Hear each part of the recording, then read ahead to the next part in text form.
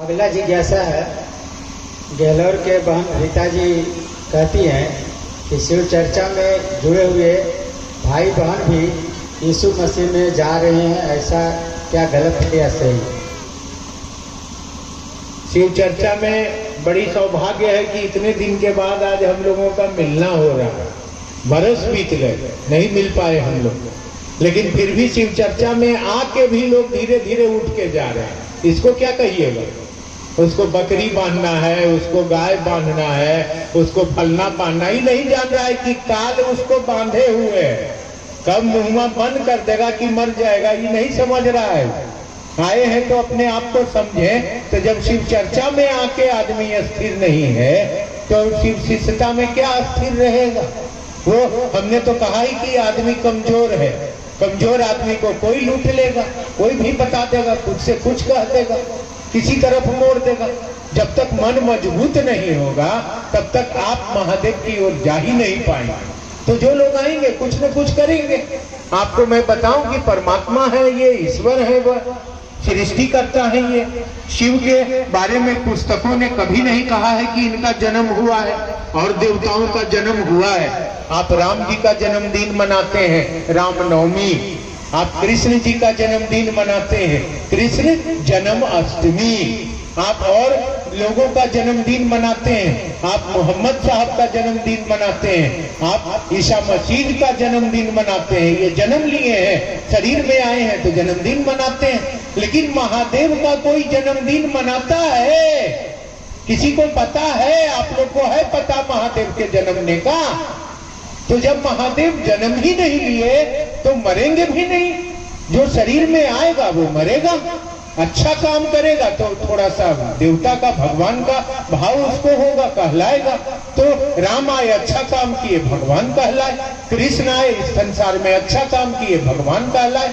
मोहम्मद साहब आए, अच्छा काम किए, भगवान कहलाए। और लोग आए, ईसा मसीह आए, शरीर में आए, ये बढ़ी के घर में जन्म लिए और उन्होंने अच्छा काम किया तो उनको भी भगवान की संज्ञा दी गई। लेकिन ये सब शरीर में आए हैं, शरीर में जन्म लिए हैं। ईसा मसीह का जन्म आज से 2022 बरस पहले हुआ है। किताबें बताती हैं, उलट के देख लीजिए। और धर्मों को जो आपने बनाया है, उन धर्मों को सभी धर्मों को जोड़ के देखेंगे तो 3000 बरस के अंदर सभी धर्म बनाए गए हैं। लेकिन ये सृष्टि 3000 वर्ष की पुरानी ही है क्या? ये अरबों अरब बरस पुरानी है। जब इसका पता ही नहीं है आरंभ कब से है, कब से ये जगत बना है। लेकिन ये धर्म 3000 बरस के अंदर ही सब धर्म बना है। अब आप इसी धर्म को महादेव से बड़ा धर्म समझ लीजिए, तो ये आपका मर्जी है, इसमें हम आपको क्या बोलेंगे। ये तो आपको भटकाव हो रहा है, भटक रहे हैं आप। आपको ईश्वर से तोड़ के कोई जगत से जोड़ रहा है, पैसा कौड़ी से जोड़ रहा है।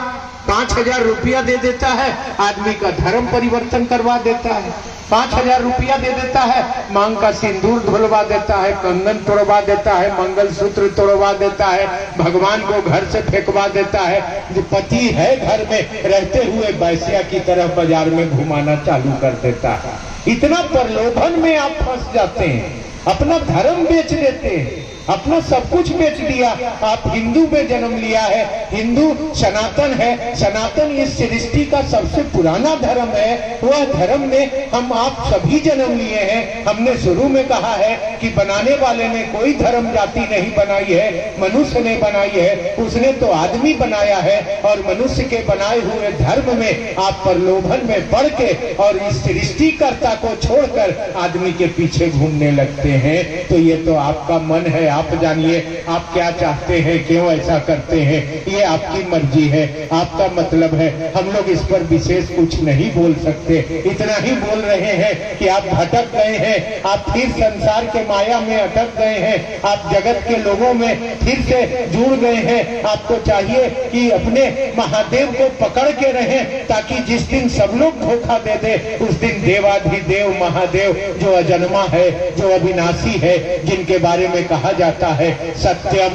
शिवम सुंदरम शिव ही सत्य है, शिव ही सुंदर है, शिव के सिवा कुछ भी सत्य नहीं है। वही शिव आज मेरा है। आप उनको छोड़ेंगे तो जगत में तरह तरह के आकर्षण में फंसेंगे और लोग अपने आकर्षण में फंसा के जात में और धर्म में फंसा देगा, जबकि शिव की कोई जाति नहीं है, मानव की कोई जाति नहीं है। हम शिव के लोग हैं, हम आत्मा हैं। ये शरीर दिया है उन्होंने संसार में कल्याण के लिए, मगर इस शरीर में धर्म और जात में फंसकर अपने धर्म को बेचकर भी आप अगर प्रलोभन में फंसकर बर्बाद हो रहे हैं तो ये आपकी मर्जी है। आप जानिए, हम लोग आपको कहेंगे कि खुद भी बचिए और लोगों को भी बचाइए। और इसी के लिए अभी आपसे कहा है कि इस विचार को गहरा करिए कि हे महादेव, आप मेरे गुरु हैं, हम आपके शिष्य हैं, हम पर दया करिए। जब ये विचार गहरा हो जाएगा तो भाव का रूप ले लेगा और तब आपका मन नहीं भटकेगा,